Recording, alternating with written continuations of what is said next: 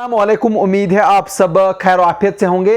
नाज़रीन करामी, महकमा जंगलात के 4 मुलाजमीन ने जो है वो सालों पहले जो है सरकारी नौकरी जो है वो हासिल की, मगर बाद में पता चला कि ये लोग जो है जाली तकर्री आर्डर लेकर जो है यानी फेक अपॉइंटमेंट लेटर जिसको कहेंगे उसको लेकर जो है वो भर्ती हुए थे। इन पर जो है मुकदमा चला, एफआईआर दर्ज हुई और तहकीकात भी जो है वो आगे चली।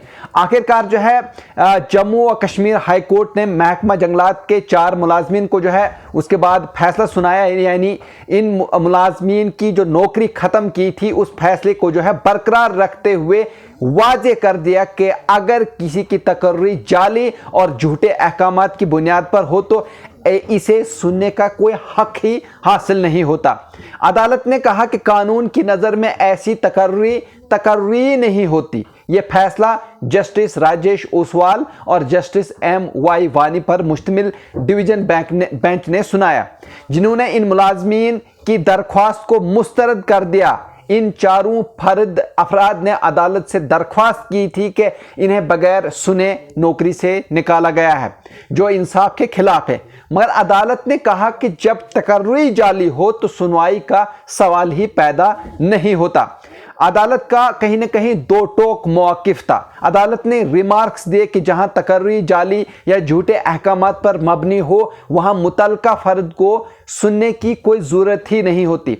दरअसल ऐसी तकर्री कानूनन वजूद ही नहीं रखती और ऐसे मुलाजमिन को निकालने के लिए अलहदा तौर पर बरतरफी का हुक्म नामा जारी करना भी ज़रूरी नहीं होता।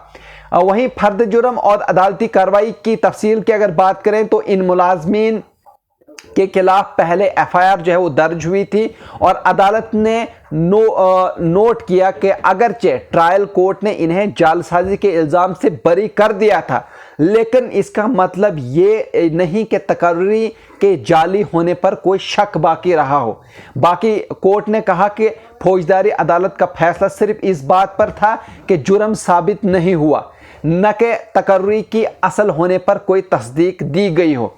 वहीं जाली अहकामात की निशानदही की अगर बात करें तो सरकारी रिकॉर्ड के मुताबिक इन मुलाजमीन की जानिब से जो तकर्री के अहकामात पेश किए गए वो दरअसल किसी और फर्द से मुतल्लिक थे। वहीं मैं आपको बता दूं, यानी मोहम्मद अमीन गनई ने जो आर्डर पेश किया वो फारूक अहमद लोन की मुस्तकिली का था। गुलजार अहमद भट्ट ने जो आर्डर दिया वो बशीर अहमद नजार की तकर्री का था।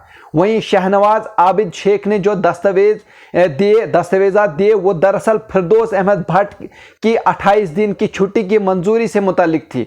चौथे मुलाजमीन की पेश करदा आर्डर खुर्शीद अहमद मलिक की मुस्तकिली का था। यानी तमाम पेश करदा दस्तावेजात किसी न किसी और के नाम से मुतल्लिक थी, जिन्हें मुलाजमीन ने अपनी तकर्री के तौर पर जो है पेश किया। सीनियर एडिशनल एडवोकेट जनरल का मौक़िफ़ ये था कि रियासत के सीनियर AAG मोहसिन कादरी ने अदालत में मौक़िफ़ इख्तियार किया कि इन दरख्वास्त गुजारों का मामला दूसरे से बिल्कुल मुख्तलिफ है, क्योंकि इनकी जाली तकर्री आर्डर्स मौजूद थे और इनका झूठा होना साबित भी हो चुका है। इसलिए ये लोग किसी दूसरे मुलाजिम से मुआवजा नहीं कर सकते जिनके आर्डर्स सिरे से दस्तयाब ही नहीं।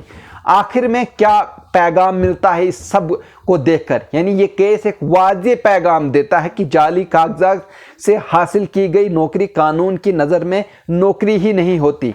ऐसे फर्ज जो निज़ाम को कहीं ना कहीं जो है वो धोखा देकर जो है वो नौकरी हासिल करते हैं, वो न सिर्फ मेरिट पर काम करने वाले नौजवानों का हक जो है वो खाते हैं, बल्कि पूरे निज़ाम पर एतमाद को भी मजरू करते हैं। अदालत का ये फैसला सरकारी इदारों को भी एक पैगाम है कि भर्तियों के अमल में कहीं न कहीं शफाफियत को हर हाल में यकीनी बनाया जाए।